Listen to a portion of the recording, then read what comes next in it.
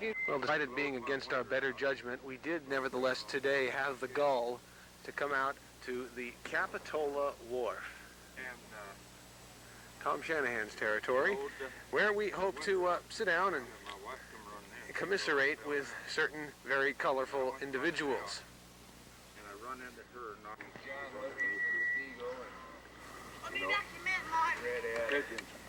May I request that you colorful individuals relocate to a point where your color may be pick-upable. The sun is not particularly cooperating.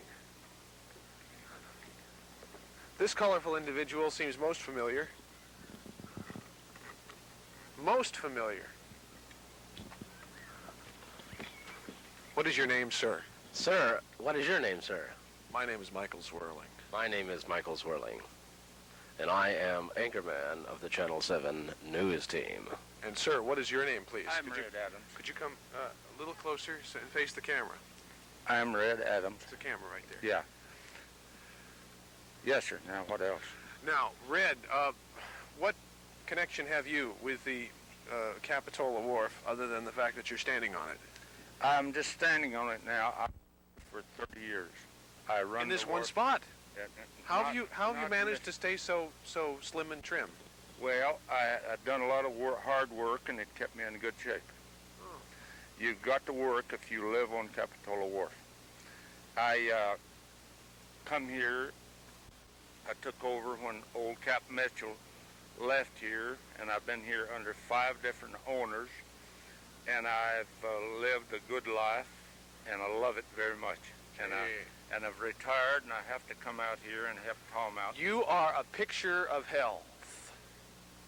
Well, I kind of like to think that. Good. And you're such a picture of health that I wish you would turn around, and so the sun can brighten your face just a bit more for the camera. I know that you're in a shadow right now. Let me step in front of you and kind of look up at the sun. Now, this is Red Adams, ladies and gentlemen. This is totally unstaged. And Red, why have you stayed in Capitola for so long? Well, I love it here. It's the best climate I've ever lived in the state of California. I've been in California since 1920, and I've been in Palm Springs, I've been in Indio, I've been in Coachella Valley, and I've been in Bakersfield, and this is the most wonderful climate that's ever been I've ever seen in California. Put her there. What are some of the more recollectable items in your memory? Well, about your association with this area. With this area here? Yeah, you go out on boats very much. I used to go at the guys that come in and that they'd stay all day out there. They didn't catch any fish, and they said, Red, would you go out nights? And I've worked as high as 6 months a time and never have a day off out here, and I'd go fishing with them at nights and catch rockfish and stuff like that. And it's really a wonderful place, and it's I've never seen anything like it in my lifetime, and I don't know what the hell I'm going to do when I die, but I guess I'll forget about it when I die. Oh, I don't know about that. It's hard to say. But then, when you find out, please let us know. I will. Okay. I'll call you back. Good. Now then, what is the silliest thing that you can recall? Well, the only thing I could say was the lady that went fishing the other day that had a hangover, and she was out in a boat. And she dozed off to sleep. The guy caught a 22-pound a salmon in the boat, and he got another bite on another hook, and she was asleep. And she had these shoes on, didn't have no tops on them, and this salmon slipped over and bit 2 of her toes off. So I wasn't aware salmon had an affinity for toes. No, but this one, he slipped over and bit 2 of this lady's toes off. They should have called a tow truck or something. No, not a tow truck. Somebody else. I don't know who they should have called, but she shouldn't have went to sleep out there with a big salmon, 22-pound salmon in the boat. When did all this happen? day before yesterday. Do you know these seagulls? You spend so much time out here that you must get to establish a personal relationship with these nice birds. Yeah, they're very nice birds. Do you recognize the individuals? That's one they call Joe, and then we have Joe one, the seagull. yeah, and we have one that they call Agnes, and one Lulabelle, and Beulah, and there's a whole bunch of them around here. What characterizes Joe's personality, would you say? Well, he's I wouldn't say for sure just what he is, but Think he has underworld leanings? yes, he does. Yeah, he does. Well, how is it that it's leaked out, and how is it that he hasn't been snuffed by some I've took hawk or good something? care of him for 20 years. That one there is over 20 years old. I know him for 20 years. No kidding. Oh yeah. What is an average lifespan of a gull? Oh, about 40 years. He seems awfully tired today. He's been yawning And a lot. they will be one of them will be a different color to the other, and after they get a certain age, they all turn the same color. Uh-huh. Yeah. Where do gulls make their homes? Where do they have nests? Do Yeah, keep they have nests, but they go up north and up in the highest rocks and mountains and stuff like that, and they lay their eggs up there, and that's where they have their small, that they hatch their fish out. I mean their eggs. I see. Oh, so then it is eggs. I wonder. I guess birds always lay eggs, right? They don't. Well, some of They're them does and young some alive. don't. Which don't? Huh? Which don't? Can you? Do any come to mind that don't lay eggs? Well, I guess I can't- male seagulls don't. Wise guy. Male seagulls don't lay eggs, but he Oh, causes. they're young alive. I But guess. he causes the female to lay eggs. I see. Yeah. How was that facilitated? I've always wondered. Well, I don't know. It's one of them things. It's just like a chicken. A chicken has to have a male. He don't have to have a male to lay the egg, but he has to have a male so the egg will hatch. I see. Okay, for the fertilization purposes, etc. That's right. Red, I did so enjoy speaking to you, and if you're down here quite regularly, I certain we'll speak to you again.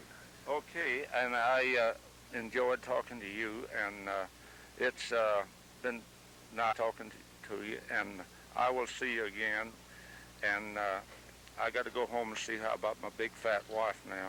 What about your wife? Oh, I got her tied up on a chain today. I tied her with a rope yesterday, and she got loose.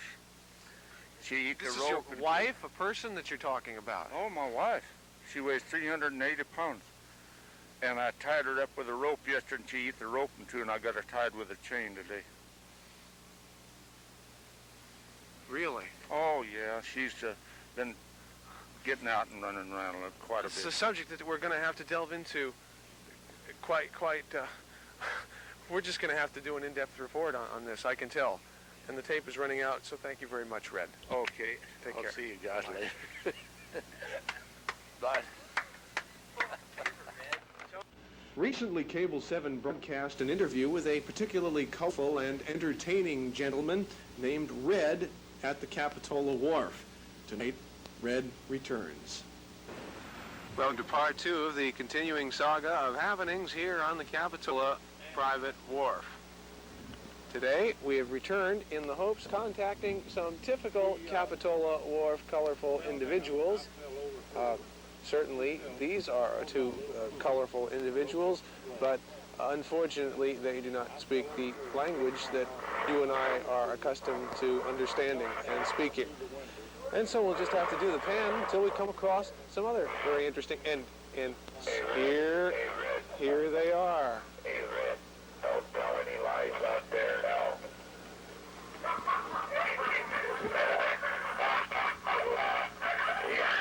What's the matter, Red?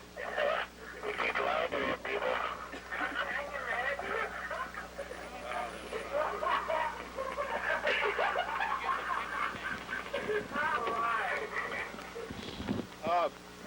Red, sir, pardon me, you three colorful individuals.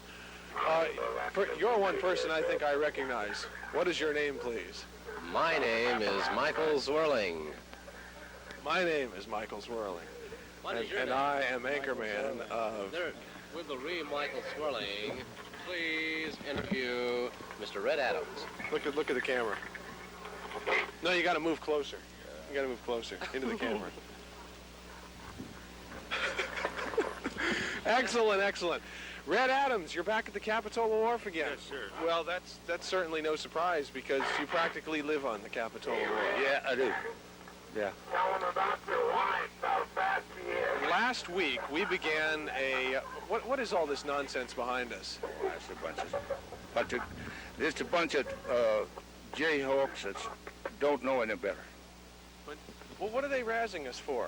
Do they want to be on television or what? No, they just want to holler for me. That's all. The rooting section over there. Yeah, that's a rooting section of the whole outfit. It's the rooting section. Yeah. Okay, well, we'll give them something to root about today, I'm sure. Last week, you began to speak of your big fat wife. Yeah. Who weighed, what was it, 385 pounds? Yeah. And you had her tied up and you were having problems with her because she kept eating through ropes. Yeah, she ate through the rope, and then I tied her with a chain, see? Yeah, now where we last left the story, the chain was still rather enthusiastically locking up your wife. Yeah. And is she still in that condition? No, I've let her loose, and I bought her a new car.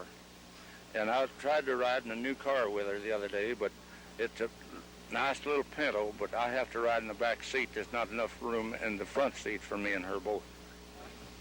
What was it that made it necessary for you to lock up your wife in the first place? Well, Keep her in she chains. got to going around different places where I didn't want her to go. Such as?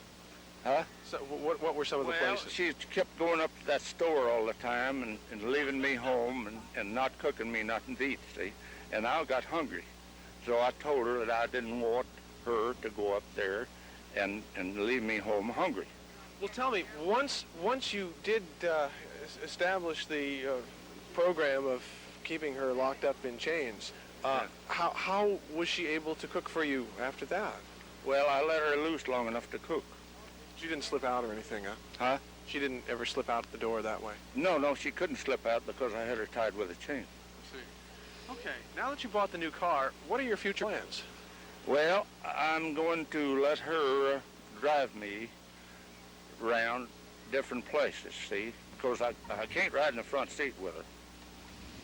But I have to ride in the back seat. But I've got plenty of room in the back seat, but I haven't got room in the front seat for me and her both. Okay, so you're just going to ride around and take in the joyous I'm sights going of to take Capitola. in Capitola and all SoCal and all these places that I haven't had a chance to do. I worked out here, and I worked here 6 months and never had a day off, see? Never had a day off, huh? No, never had a day off, so I decided that do that. Red, I wanted to ask you something last week. When you outstretched your left arm to shake my hand, I noticed it was rather stiff. Yeah. And I didn't get to ask you why. Yeah. Wow! You are a leathery old salt, to say the least. No, that's a cast on it. Oh, I see. You broke your arm, did you? No, I didn't break it. My neighbor caused it. How so? Well, he shot a shotgun out the back of my window, and it blowed the window out, and it come down on my head, and I tried to run out, and my wife started to run in. She thought I'd fell down, and I run over her, and she fell on my small poodle and broke its leg, and I fell over her and broke my arm, and my old poodle got scared and jumped out the front door and run away, and I didn't see him for 4 days. 4 days. Yeah. You didn't. The poodle did come back. Oh, yeah, I finally found him. Uh-huh. Yeah. Well, so how long do you have to wear the cast? I got to get it off the 26th. I Does think. it impede It's been your on there- activity in any it's way? been on there 3 months. Does it impede your activity anyway? No, man. I love it. Yeah.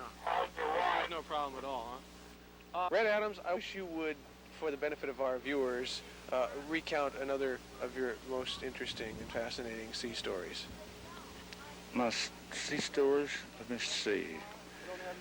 A silly sea story, preferably. Well, I've had a lot of them happen out there. I've had a lot of fish jump in the boat out there, but this time there was a guy out there fishing, and I told him, I said, did you catch any fish? And he said, no, I haven't caught any yet. And I said, well, look at that thing coming there. And he was trolling, and there was a fin coming like this to him, see? And he said, what is that? And I said, well, that's a killer whale. Well, he pushed the gas on the motor, and he didn't pick up his sinkers or nothing. Yeah. Them lead balls weighed about 2 pounds was bouncing on top of the water all the way into the pier. He come to the pier. He was afraid he was going to get eat up by that killer whale. What happened to the killer whale? Well, I jumped overboard and cut his throat with a knife and stopped him from catching the other people.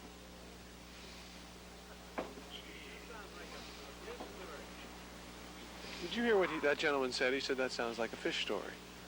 I don't give a goddamn what he said. I don't either. What are some other interesting tales that you can tell? Well, it hit me awful quick, you know what I mean? It's there's a lot of things that happened out there that Did you ever have an encounter with an octopus? yeah, I have. Uh-huh. What happened there? Well, I've had them we've caught them out there that would really mess you up. And they're, you know how they catch them in Honolulu? No. They use a live Filipino catcher. No. A live Filipino? Now, they put the harness on the live Filipino and let him down, and they get him like this. Yeah. And then when he comes up, another Filipino bites him in a certain place, then he relaxes, and then they get him. Well, what happens to the first Filipino? No, don't bother no Filipino. Oh. That's the way they catch them. I see. Yeah. And then the bait Filipino is turned loose for the second. They just bring him back up, and the Filipino, this thing's on him, see? Yeah, right. And they bite him, and they just take one bite in him like that, and that relaxes him, and then they get him off the other Filipino, and then they let him down and catch another. Why do they do that in Honolulu and not here? Well, because we haven't got enough of them here Filipinos. to monkey with. Yeah, I see. Not Filipinos, but the octopus. Oh, I see. Butch, you wanted to say something. Yeah, ask them about the crabs out here. Crabs. So what do you know about the crabs out in the Capitola Wharf? Well, I had a big box of crabs here day before yesterday, and there's a colored gal come by here and seen them, and she said, what is them things?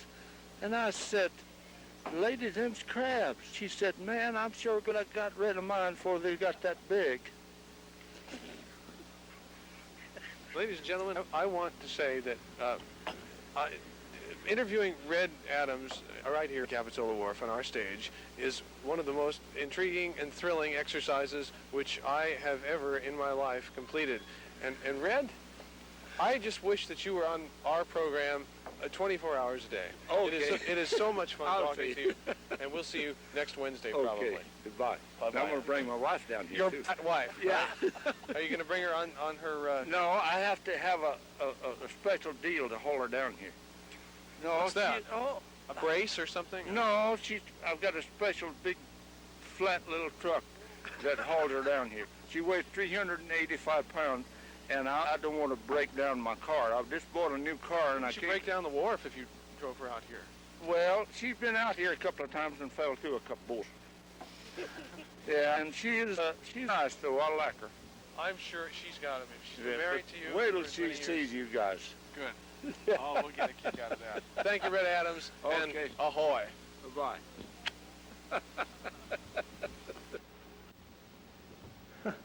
That's Cable 7 feature news for Wednesday. We hope you've enjoyed us. Please join us again tomorrow. Good night.